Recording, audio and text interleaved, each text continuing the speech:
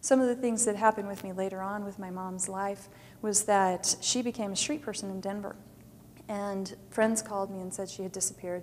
And I ended up having to fly down to Denver and drive around the street looking for my mom in this huge city. Well, Denver was millions and millions of people. How was I going to find her? And this is another thing that I feel like was a God miracle. I walked into a grocery store. I jumped on the very next plane. And I walked into a grocery store after I'd been there for a day. I needed some, a little sundries that I hadn't put in when I left, and ran into, believe it or not, the lady behind the checker desk going through my groceries was the gal who had lived next door to me growing up. And Irene was a wonderful lady who said, "Oh, I haven't seen you in years. Where have you been?" Well, again, in my shame, I didn't want to say, well, I ran away for 20 years. I didn't want to do this. I'm only here because I have to be here. I didn't want to find her, and yet I did. Because the worst thing to me of finding a mom who's a street person in Denver would be finding her dead in an alley. That would have been the worst thing to me. I thought, all right, if I can go find her this time, if I can go find out that she is a street person, and I can get her into a doctor, this time, they're going to listen to me. They're going to let me medicate my mom. They're going to let me find a way to reach into my mom's heart and change it with medicine. Well, that's not exactly what happened. What happened was Irene was able to say, I saw your mom in this parking lot, and she goes there 4 or 5 times a week, and she's living in her minivan, and she's under a light post. And if you stake out that parking lot, I bet you'll find her. She'll show up.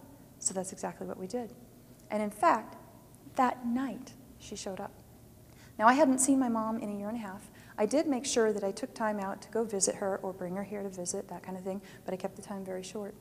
Her mental illness was in the way. It was scary to me. It was scary to me to have her around my children because I didn't know what she would do. And I wanted my children to have the opportunity to grow up as normal as possible.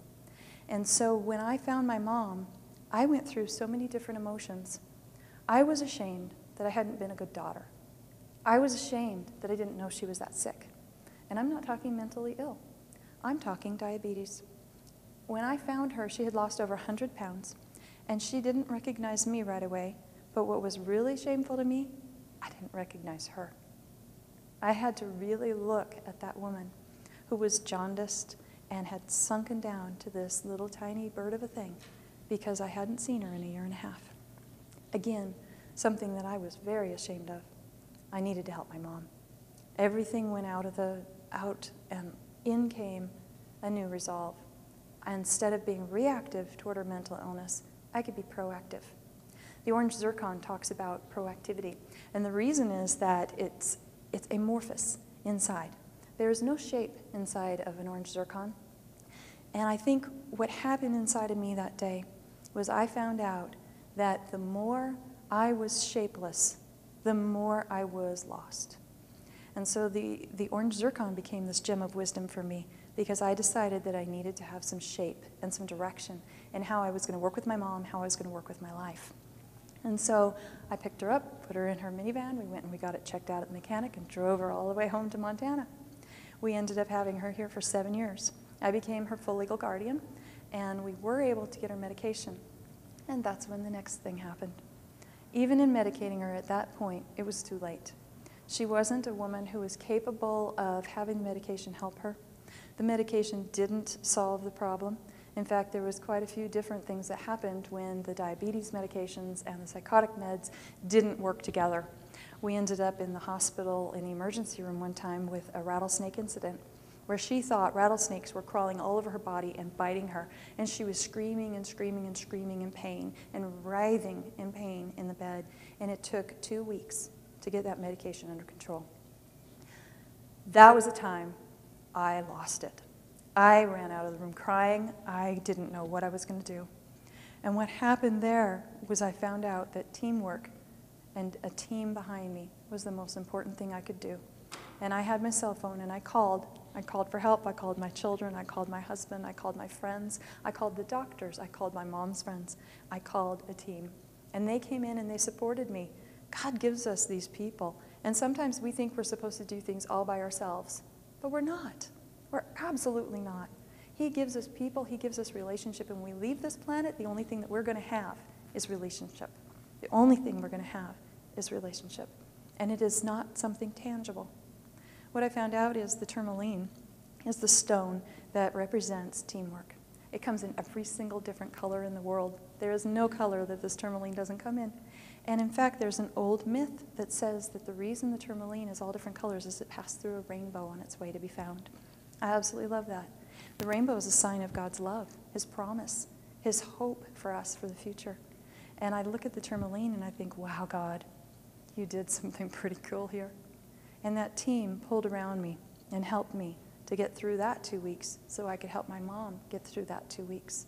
There's still things that are effective in my life because of that.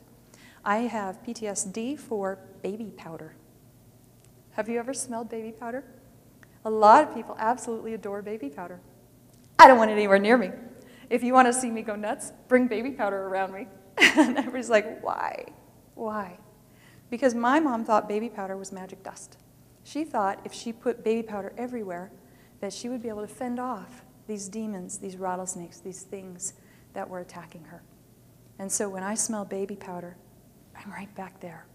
I'm right in that moment with her, listening to her scream, listening to her be bitten in the pit, the dark pit where she was in her head. I don't want to go there again. But you know what's great about that? It's great that I have an experience that I can share with somebody else. All these things, all these gems of wisdom, they aren't just mine. They fill my treasure chest so they can overflow out onto someone else. They fill my treasure chest so that when you have a problem, I can share with you what I experienced and connect with your heart and say, yeah, I've been through that. Let me help you through yours. I can connect and talk to you. And that's what I hope that you can do too. Instead of looking at all of those difficulties in your life, those things that, oh, do you have baby powder PTSD? Maybe you can look at those things differently as a way that you can help someone else, that you can reach out a hand and help them up the cliff. As you're climbing that mountain, sometimes it feels like you're going to slide right back down, and you're clawing for perch, and you're clawing for a place. Well, sometimes you reach that cliff there where you just need to sit down and rest, and someone else is coming up behind you, and you can reach a hand down and pull them up and set them beside you and rest together. And then sometimes that means you have a team member that can go with you on in the future, helping each other to go along in that same direction. So to me, the gems of wisdom are not these sparkling jewels that look pretty on somebody. To me, the gems of wisdom are those things that God has given us to experience and to share and to use as examples. And did you know God uses gems and rocks all the way through the Bible? I had a lot of fun researching this book and finding out ways that he used rocks and gems. He even teaches boundaries with rocks. And you know, that's one thing that we need in our life.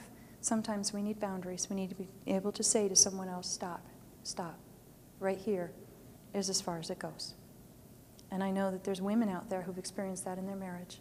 And I know that there's women out there who've needed to say no and haven't known how. Sometimes it's a boundary that's been crossed on your time. Sometimes it's a boundary that's been crossed on your person. But did you know God uses rocks as boundaries? And he uses them as examples.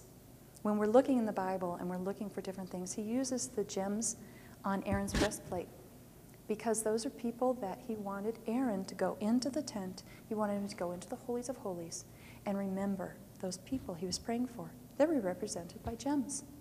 He uses gems in the foundations of heaven. Same gems as he uses on Aaron's breastplate. But then he uses plain old dirt-colored rocks to mark boundaries. You know why? Because they're common.